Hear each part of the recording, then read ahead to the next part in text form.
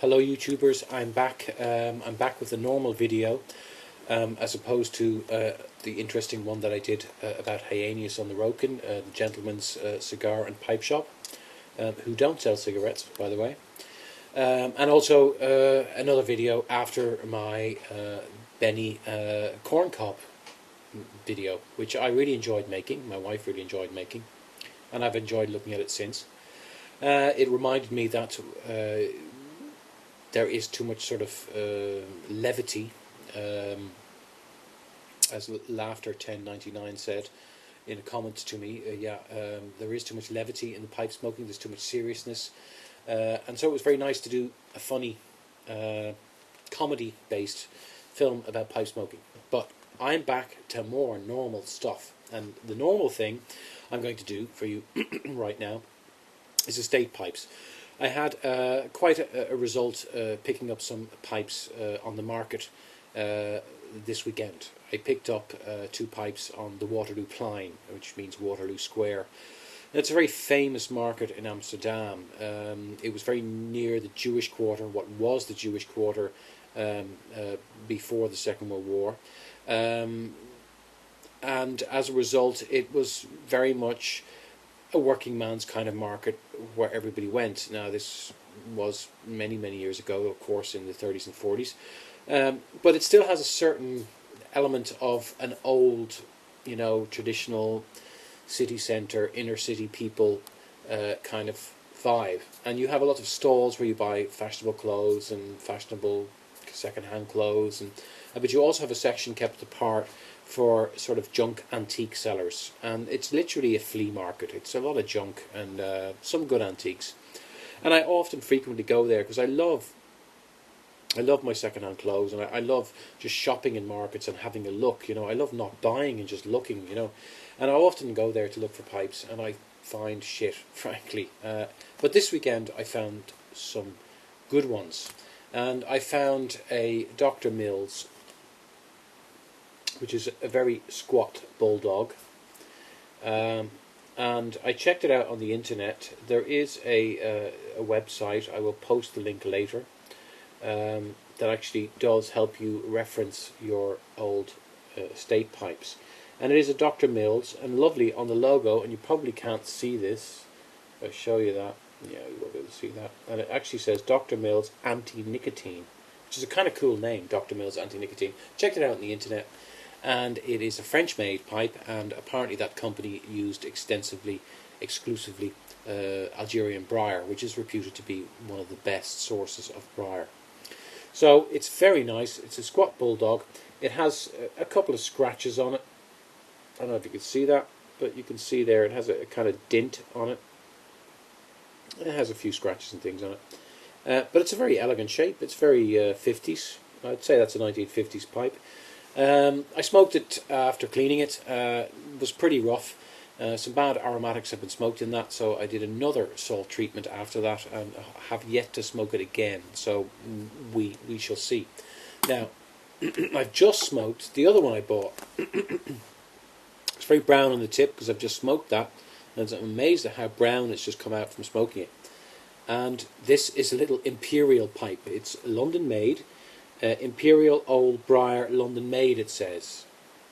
Now, I know myself, I don't know if you can see that, but I know myself that a lot of the lesser known companies put on London Made because it's it says, you're good, you see. So it was a selling point. So actually, if you see London Made, and it's not a Dunhill or a Camoy or a Charathon or, various those GBDs, various those British kind of makes.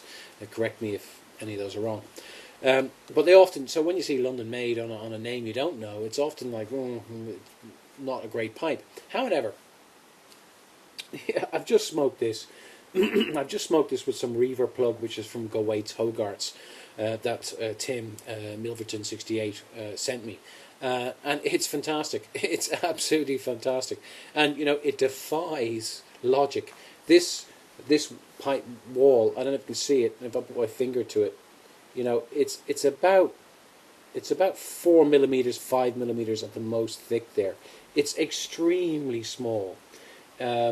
It's a tiny pipe. Often small pipes like this are called reading pipes. Sometimes they're called lady pipes, but they're actually reading pipes because you can sit there with your newspaper, and it isn't this great heavy thing that you have to clench out of your expensive bridge work here. I've got a lot of dental bridge work.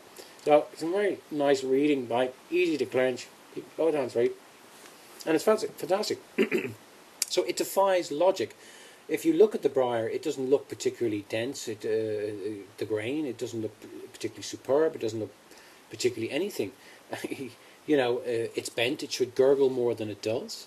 It should get hot, and I've just smoked it, and it's one of the least hottest pipes I have of my 40 odd. Some of them, Spanus and Paolo Beckers and Petersons and God knows what. It's fantastic. It defies logic, and that is one of the wonderful things about pipe smoking. You find a little gem like this. Now I paid €170. And the reason I paid €170 is because actually the guy wanted €2, and I only had 170 change on me, so I said take 170 for it, and he did. So €170, a lot of elbow grease, a lot of Q-tips, 2 salt and alcohol treatments for 12 hours each. And just a lot of pipe cleaners, and that's it. And I will get that brown away again. A bit of sandpaper on here, a bit of Dunhill's stem polish, and it's great. It's a good pipe. Now, the reason I don't have that many estates is because I did buy an estate once, and I bought this, and I bought a Castello. Now I bought this for something like $110, which is quite high. It's hard to date Castellos because of the marking system. I just loved it. I absolutely loved it, and I still love it. And when I got it, it smoked terribly, and I did several alcohol salt treatments, and it still smoked terribly. However, I then did a vinegar treatment, and it still tasted pretty bad, but a bit better. And then I just began to smoke it. And as I smoked it more and more, it got better and better. And it is now one of my favourites. So I had a kind of bad experience buying an expensive Castello, which is on a similar calibre to Dunhill, with regard to the high prices it can get as an estate. I had such a bad sort of experience of that I was reluctant to kind of buy too many estates. But however, this is now smoking brilliant. Another problem with this is it is a Castello of a very high quality grade pipe from probably the 60s, and the last centimetre, a third of an inch, was badly drilled. So I got a model file like this, a very fine file. Advantage of a straight is that you can file it out. So I filed it out a bit, and that's improved it again. So now actually this is one of my favourite pipes, and I love it.